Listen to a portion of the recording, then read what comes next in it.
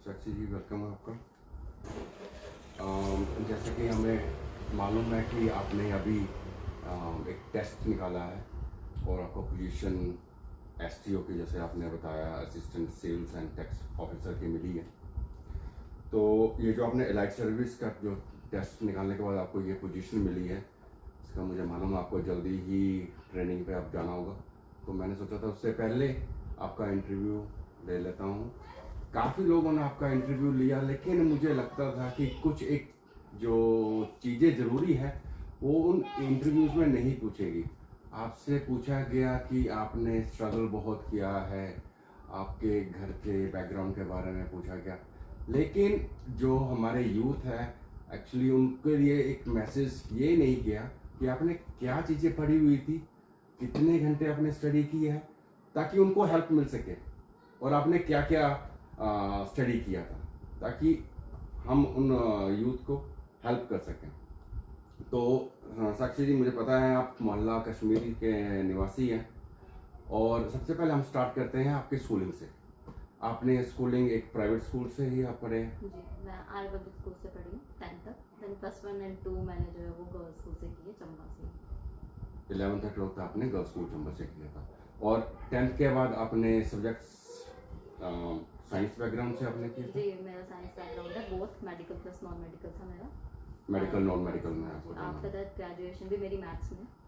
Graduation भी आपने maths में हाँ की। जी। सो दैट मीन्स आप साइंस स्ट्रीम के होने के बावजूद भी आपने जो आप एग्ज़ाम्स वगैरह थे, एलाइट सर्विस को आप ने क्लियर किया है। ज़्यादातर यूथ में ये रहता है कि हम लोग कॉमर्स या आर्ट्स ले लेते हैं ताकि हम लोग HAS IAS एलाइट सर्विसेज के लिए जो है वो ताकि प्रिपेयर कर सकें। लेकिन मेरा आज सभी को मैसेज पहुंचाने का यही था कि आप अगर इंजीनियरिंग भी करो, अगर आप डॉक्टर भी बन रहे हो, तब भी आप एलाइट सर्विसेज के लिए जा सकते हैं, जी, है ना? तो आपकी जर्नी मुझे मालूम है इट वॉज लिटिल हार्ड। आपने काफ़ी स्ट्रगल किया, लेकिन साथ साथ में आप पढ़ते भी रहे, और मुझे मालूम आप पढ़ाते भी हैं, जी। है ना? तो जो कि एक बहुत अच्छी बात है। आपने तो, मुझे इतना तो यकीन होगा कि ये फर्स्ट टाइम अटेम्प्ट तो आपने एकदम से नहीं कर लिया होगा क्लियर, है ना? इससे पीछे भी आपके कुछ और भी एग्ज़ाम्स रहे होंगे जो आपने दिए हैं, तो आप उनके बारे में थोड़ा सा बताएंगे, कौन कौन से वो एग्ज़ाम्स आपने जो क्रैक करने की कोशिश की थी? जी हाँ, जैसे आपने बताया कि हम थोड़े रिस्ट्रिक्टेड हो जाते हैं कि हम साइंस बैकग्राउंड से जी। हैं, तो हम उसी में जाएंगे। तो मेरा भी कहीं ना कहीं यही था कि मैंने मैथ्स पढ़ा है तो मैं बैंकिंग ही कर सकती हूँ या कुछ। बट धीरे धीरे फिर जब मुझे पता लगा कि नहीं, हम जो है अगर बाकी सब्जेक्ट की तरफ भी मूव करना चाहें तो वो कर सकते हैं। देन मैं सिविल सर्विसेज की तरफ गई, और मुझे एटलीस्ट 5 ईयर्स तो हो ही गए हैं जो आप कह रहे हैं कि जर्नी स्टार्ट करने से अभी तक के एग्ज़ाम क्लियर करने तक, जिसमें स्टार्टिंग से ऑब्वियसली साइंस बैकग्राउंड से होते हैं, तो आर्ट्स को थोड़ा सा बेस बनाने में टाइम लगा पहले तो फर्स्ट सेकंड ईयर 2 ईयर्स तो मेरा बेस बनाने में गया। स्टार्ट मैंने यूपीएससी से किया था, उसका अटेम्प्ट दिया था। तो आपने पूछा कौन सा पेपर, सबसे पहले मैंने यूपीएससी दिया था। जी हाँ, तो यूपीएससी दिया था, उसमें मेरा प्री नहीं हुआ था। देन मैंने एचएस दिया, उसका भी मेरा प्री नहीं हुआ था। तो काफ़ी वो फेलियर्स रहे जितने भी। और आप लेवल की बात करें तो मैंने क्लरिकल लेवल भी दिया, हाई कोर्ट क्लर्क का पेपर भी दिया हुआ है, स्टेनोग्राफर का पेपर मेरे क्लियर हुआ था सबसे पहले, लेकिन उसमें मैंने फर्दर आगे नहीं किया था। और टाइपिंग वगैरह उसमें मैं नहीं गई थी। वो करने के बाद फिर मेरा जो आप कह रहे हो फिर क्लियर हुआ था एचएस लास्ट ईयर वाला, प्रीलिम्स क्लियर हो गया था। फिर मैंने मेंस लिखा था, मेंस में मैं ड्राइविंग थी, उसमें मेरा क्लियर नहीं हुआ था। देन अलाइड हो गया, उसके बाद क्लियर अलाइड मेंस क्लियर हुआ एंड फाइनल अलाइड में सिलेक्शन हुई। ठीक है, तो इस एलाइट्स के आपने जो एग्ज़ाम्स दिए हैं वो कौन कौन से रहते हैं? एक तो same prelims, then mains. Himachal में 2 बॉडीज है जो एग्जाम कंडक्ट कर जाती है। एक हमीरपुर वाली जो अभी तक सरकार ने जो है वो कहीं ना कहीं उसको रोका है, फिलहाल उस पर लगा है, एग्जाम नहीं हो रहे हैं उसके।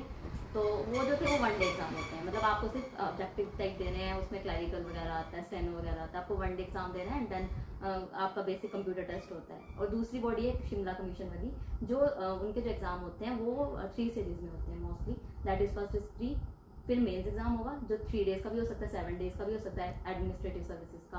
देन इंटरव्यू होता है, और किसी में अगर इंटरव्यू नहीं होगा तो डॉक्यूमेंटेशन होगी आपकी। तो अलाइड में 3 राउंड थे, प्रीलिम्स था, फिर मेंस था, देन डॉक्यूमेंटेशन थी। जी, तो आपको कहाँ पे दिक्कत लगता है कि प्री में आई, मेंस में आई, या इंटरव्यू राउंड में आती है? मुझे ऐसा लगता है कि प्रीलिम सबसे टफ है आई गेस, क्योंकि बहुत ज़्यादा वास्ट हो जाता है। ठीक है। तो प्रीलिम्स में आपको ऐसा है कि आप कहीं ना कहीं मैं मानती थी कि थोड़ा सा लक भी उसमें वर्क कर जाता है, ये आता है तो आता है, नहीं तो नहीं। मेंस थोड़ा सब्जेक्टिव है, तो कहीं ना कहीं नॉलेज होती है, यू कैन राइट, आपने इतने साल पढ़ा है तो कुछ तो लिखेंगे लिखेंगे। तो प्री में थोड़ा सा हो जाता है कि कई बार मैं 50-50 पे पहुंच भी जाती, तब भी मैं गलत वाले को ही टिक लगा के आ जाती थी।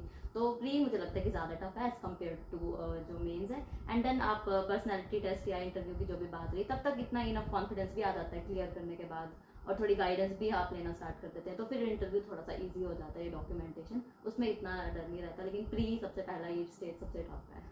चलिए, और आप ज़्यादा, क्योंकि आप खुद पढ़ाते भी हैं, जहाँ तक मुझे पता चला है आप पढ़ाते भी हैं, फिर उसके बाद आप ट्यूशन्स भी देते हैं, चाहे वो अपने घर में दो या कहीं प्राइवेट में आप जाके सर्विसेज दे रहे हैं, उसके बाद भी आप पढ़ाई के लिए अपना टाइम निकाल पाते थे? अगर निकालते थे, कितना घंटे आप पढ़ते थे?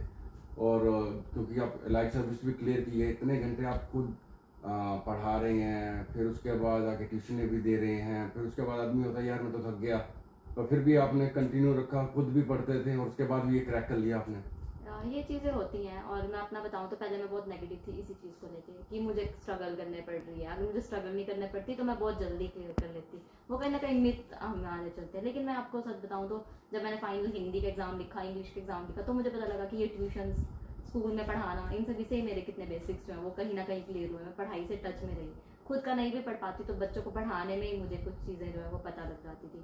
Second thing is time management. हाँ, वो दिक्कत रहती है क्योंकि बहुत ज़्यादा कंपटीशन हाई हो गया है। अब जैसे आप स्टडी आवर्स की बात कर रहे हो, मैं ऐसा नहीं कहूँगी स्ट्रिक्टली तो रोज फॉलो नहीं होता है वो, कई बार तबीयत ठीक नहीं है, कई बार कुछ वर्क है या समथिंग, तो मैं ये नहीं कहूँगी स्ट्रिक्टली मैं इतना पढ़ती थी। लेकिन जब टाइम का वैसे ही अभाव होता है तो कहीं ना कहीं और मोटिवेटेड रहता है, क्योंकि मुझे पता है कि अगर मैं रात को सो गई तो सुबह फिर टाइम नहीं है, ऑब्वियसली मुझे काम पे जाना पड़ेगा जिसको मैं स्किप नहीं कर सकती।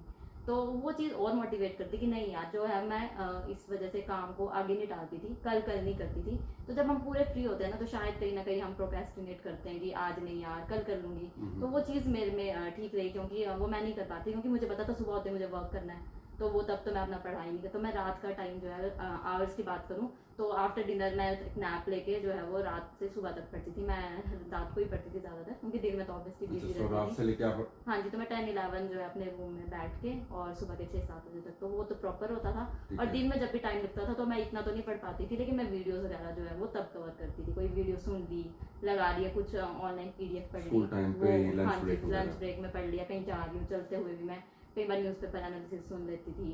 तो वो सब चीज़ें तो आपको कहीं ना कहीं मैनेज करनी पड़ेगी। टाइम अगर ज़्यादा है तो ऑब्वियसली देना चाहिए, लेकिन ऐसे कि कम में भी ये मैं कहूँगी कि किसी भी तरह हो सकता है, there are so many ways.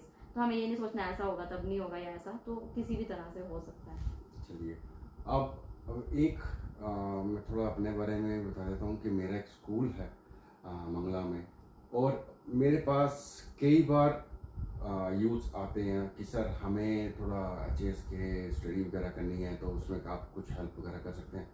तो मैं उनको बताता हूँ यार मैं खुद इस बैकग्राउंड से नहीं हूँ, मैंने कभी कंप्यूटर से टेस्ट वगैरह नहीं दिए हैं, लेकिन उनको मैं अब ये बताता हूँ कि आप कैसे कर सकते हैं। आप लाइब्रेरी में जाके थोड़ा सा स्टडी वगैरह कोर्सेज वगैरह वहाँ पे आप हेल्प ले सकते हैं। आप इस चीज़ में थोड़ा सा उनको यूथ को गाइड कर दीजिए कि वो अगर एक लाइन चूज करें तो क्या करें, लाइब्रेरी में जाएं या कुछ ऑनलाइन वीडियोस देखें, या जो हमारे जैसे यहाँ पे एसडीएम सर है, एडीएम सर है, डीसी सर है, अगर इनसे कुछ हेल्प वगैरह कुछ ले सकें तो कुछ। जी हाँ, बिल्कुल गाइडेंस जो है वो ज़रूरी है। अगर आप स्टार्टिंग से बात करें तो +1-2 में इतनी नॉलेज नहीं होती, हमें नहीं पता होता कि स्ट्रीम क्या लेनी चाहिए। तब तो मैं ये सजेस्ट करूँगी कि कोई भी स्ट्रीम खराब नहीं है, आप साइंस लेके आर्ट्स में भी जा सकते हैं। ठीक है, आर्ट्स से साइंस में जाना समहाउ टफ है ऑब्वियसली, क्योंकि स्ट्रीम भी रिस्ट्रिक्टेड हो जाती है। अगर आपका मोटिव यही है कि आपने मेडिकल लेके डॉक्टर में ही जाना है, तब तो अगर आप क्लियर है तो ठीक है। लेकिन अगर कोई साइंस पढ़ सकता है तो मुझे लगता है उसको पढ़ना चाहिए। मैथ्स बहुत इंपॉर्टेंट है, जो है मैथ्स में कई बच्चे जो है वो लैक करते हैं। मुझे लगता है मैथ्स सबसे, अगर मैं अभी भी बोलूँ, सबसे इंपॉर्टेंट सब्जेक्ट ही मैथ है। कॉन्फिडेंस भी आता है, आपकी एनालिटिकल थिंकिंग बढ़ती है, सब कुछ वो है। तो आप +1-2 में जितना वास्ट सब्जेक्ट ले सकें जिससे आपका माइंड ओपन हो, आप ज़्यादा से ज़्यादा तो वो लीजिए +1-2 में। आफ्टर दैट आप जो भी आपकी ग्रेजुएशन कर सकते हैं वो तो किसी में भी आप कर लीजिए, लेकिन अगर पहले से माइंड बना के चलें तो ऑब्वियसली वो टाइम प्रोसेस थोड़ा सा कम हो जाएगा, ज़्यादा बेटर है। गाइडेंस की बात की जाए तो मैंने खुद से बहुत बार गाइडेंस ली है। एसडीएम सर होते थे, मिस्टर शिवम प्रताप सर, उनसे बहुत बार मैंने गाइडेंस ली है। अभी एम्प्लॉयमेंट ऑफिसर में एचएस ऑफिसर हैं अरविंद सर, उनसे मैंने बहुत बार जो है वो बात करी है कि सर कैसे प्रेशर को हैंडल करें या समथिंग। तो वो चीज़ें तो हैं, और जो क्लियर कर चुके हैं या जिन्होंने बहुत बार अटैम्प्ट दिए, मैं ये नहीं कहूँगी जो क्लियर ही कर चुके हैं वही गाइडेंस दे सकते हैं। जिन्होंने बहुत बार पेपर लिखा है ना, उनको बहुत नॉलेज होती है। बेशक वो एंड तक समहाउ उनका नाम नहीं आया, लेकिन जो बोलते हैं ना वो फेलियर्स जिन्होंने देखे हैं ना, उनको ज़्यादा एक्सपीरियंस होता है। तो आपके आसपास जो पढ़ रहे हैं, जिन्होंने भी अटैम्प्ट दिए हैं, तो उनके पास ज़रूर जाइए। लेकिन ओवर इतनी ज़्यादा भी गाइडेंस है, ऐसा नहीं होता था कि मैं हर किसी से इन्फ्लुएंस नहीं होती थी। हाँ, मैं सुनती ज़रूर थी, टॉपर्स इंटरव्यू में सुन लेती थी, लेकिन इतना इन्फ्लुएंस नहीं होती कि वो जो कर रहे हैं हम वही करेंगे। क्योंकि मैं देखती थी मेरा अलग स्लॉट है टाइमिंग का, मेरी अंडरस्टैंडिंग अलग है, मेरे सब्जेक्ट्स अलग होते हैं, जो पसंद है या कोई पसंद नहीं है। आपको सुनना है, लेकिन इतना ज़्यादा गाइडेंस में भी नहीं खो जाना। आप स्टार्ट करोगे धीरे धीरे, खुद ही वो चीज़ आपको पता लगती जाती है। बच्चे जो एक मिस्टेक करते हैं, जो मैंने भी की, हम एंड तक का रास्ता देखने की कोशिश करते हैं, वो आपको नहीं करना है। आपको जितना दिख रहा है पहले आप उसको ट्रैवल कीजिए, उसको उतना चलिए, धीरे धीरे आपको आगे का रास्ता भी खुद दिखना स्टार्ट हो जाएगा, इतनी क्लैरिटी आना स्टार्ट हो जाती है। गाइडेंस तो जरूर लीजिए अगर आप किसी के घर में ऐसा माहौल है जो पढ़ रहे हैं, लाइब्रेरी में कहीं आपको मिल जाएंगे, और ऑनलाइन तो आजकल यूट्यूब इंटरनेट पे सब कुछ है। बट वही बात है, उसमें खो नहीं जाना है। आप कई बार बच्चे मोटिवेट होते हैं, पर वो 2 दिन की मोटिवेशन होती है, विद इन होनी चाहिए मोटिवेशन। और जैसे कि आपने बताया कि टाइम की कमी हो सकती है या किसी भी चीज़ की कमी हो, आप फाइनेंशियली वीक हो सकते हो, आप टाइम से कमी, कई बार सब्जेक्ट्स में प्रॉब्लम आती है, तो आप ऐसा कुछ भी नहीं है, आप करते जाइए। और बहुत अगर ढूंढने लगो तो सब मिल जाता है, गाइडेंस भी मिल जाएगी आपको, रिसोर्सेज भी मिल जाएंगे। तो यही है, जो चंबा के यूथ है, या मैं अपनी बात करूँ, थोड़ी सी कॉन्फिडेंस की कमी रहती है। मुझे भी यही लगता था, मैं एग्जाम देने जाती थी मेंस का, तो मुझे लगता था शिमला वाले या और हिमाचल के बच्चे हमसे कहीं ज़्यादा हाई उस पे हैं, क्योंकि शायद अवेयरनेस ज़्यादा है, उनके वहाँ माहौल ज़्यादा है, हमारे यहाँ इतना नहीं है। तो वो कॉन्फिडेंस की कमी तो रहती है, बट आप पढ़ेंगे तो वो कॉन्फिडेंस भी आ जाएगा। 1-2 बार आप एग्जाम लिखो, 1-2 बार फिर जब क्लियर होने लगेंगे तो सारे क्लियर होने लगेंगे, तो वो चीज़ है। तो थोड़ा सा वो फेलियर वाला फेज तो आपको देखना ही पड़ेगा। बाकी गाइडेंस लीजिए और हर तरफ से मिल जाएगी आपको, और आपको है अपना रास्ता तो खुद ही चुनना पड़ेगा। जी। साक्षी, मुझे मालूम है आपने अब आगे ट्यूशन पढ़ाने के लिए भी जाना है, तो मैं आपका ज़्यादा कीमती समय नहीं लूँगा, तो हम इस इंटरव्यू को यहीं पे स्टॉप करेंगे। Thank you once again. Thank you.